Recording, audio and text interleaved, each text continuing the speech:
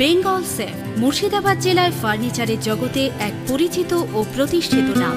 57 বিবি Sen road, Baharampur, Murshidabad. RG Kar medical college হাসপাতালে মহিলা চিকিৎসককে নৃশংসভাবে হত্যার প্রতিবাদে প্রদেশ কংগ্রেসের সভাপতি অধীর রঞ্জন চৌধুরীর নির্দেশে বহরমপুর টাউন কংগ্রেসের পক্ষ থেকে একটি প্রতিবাদ মিছিল বার করা হলো। বহরমপুর টাউন কংগ্রেস ভবন থেকে এই মিছিলটি টেক্সটাইল হয়ে পৌরসভার সামনে দিয়ে আবার কংগ্রেস ভবনে এসে শেষ হয়। কংগ্রেসের প্রাক্তন বিধায়ক মনোজ চক্রবর্তী সহ কংগ্রেসের একাধিক নেতৃত্ব মিছিলে অংশ নেয়। মুর্শিদাবাদ জেলা কংগ্রেসের মুখপাত্র জয়ন্ত দাস বলেন, নিরাপত্তাহীনতায় ভুগছে আরজিকর সহ পশ্চিমবঙ্গের সমস্ত হাসপাতালের মহিলা চিকিৎসকেরা। ধৃত অপরাধীকে এবং তার সাথে জড়িতদের খুঁজে বার করে দৃষ্টান্তমূলক শাস্তির ব্যবস্থা করতে হবে।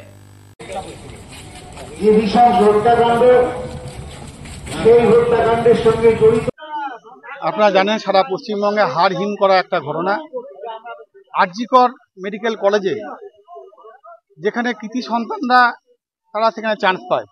টাকা পয়সা দিলে রাশিয়াতেও ডাক্তারিতে পড়ানো যায়, টাকা পয়সা থাকলে বাংলাদেশেও পড়ানো যায়। কিন্তু তারা আরজিকর মেডিকেল কলেজ, নীলরতন কলেজে যারা চান্স পায় তারা নিজস্ব যোগ্যতাতে চান্সটা পায়।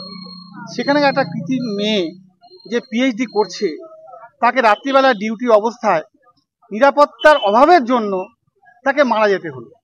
কিভাবে? ধর্ষণ করে তাকে ঝুলিয়ে দেওয়া হলো। আশ্চর্যকর ব্যাপার। তারপরে আমরা কি জানতে পারলাম? সিসিটিভি নেই পর্যাপ্ত। সেখানে আমরা জানতে পারলাম যে কোনো কিছু নেই। তাহলে আমরা একা, তাহলে এই যে মুখ্যমন্ত্রী বলছেন যে সিবিআই তদন্ত চাই, ফাঁসি চাই, তৃণমূলের সর্বভারতীয় সভাপতি সে আবার বলছে এক ধাপ এগিয়ে এনকাউন্টার করে দেওয়া উচিত। তাহলে আমার তো মনে হয় কি রুগী কি ডাক্তার, কোনো হাসপাতালেই কোনো রকম নিরাপত্তা নেই। আজকে মুর্শিদাবাদ মেডিকেল কলেজে দেখুন, বা ডাক্তাররা মার খাচ্ছে, কলকাতা মেডিকেল কলেজেও ডাক্তাররা মার খাচ্ছে। আমরা তার জন্য বহরমপুর শহর এবং ব্লক কংগ্রেসের পক্ষ থেকে আজকে এই আন্দোলনের আমরা ডাক দিয়েছি। এই নৃশংস ঘটনার আমরা তীব্র নিন্দা করছি। সেই সঙ্গে সঙ্গে বিচার বিভাগীয় তদন্তের আমরা দাবি করছি। শুধু রাজ্য সরকারের বিচারের উপরে আমরা নির্ভর করছি না, কোনো জুডিশিয়াল ম্যাজিস্ট্রেটকে দিয়ে এই ঘটনার পূর্ণাঙ্গ তদন্ত করতে হবে। এবং শুধু একা ও ধৃত সঞ্জয় নয়, সঞ্জয়ের পিছনে নিশ্চয় আরো 2-1 জন সঞ্জয় থাকতে পারে।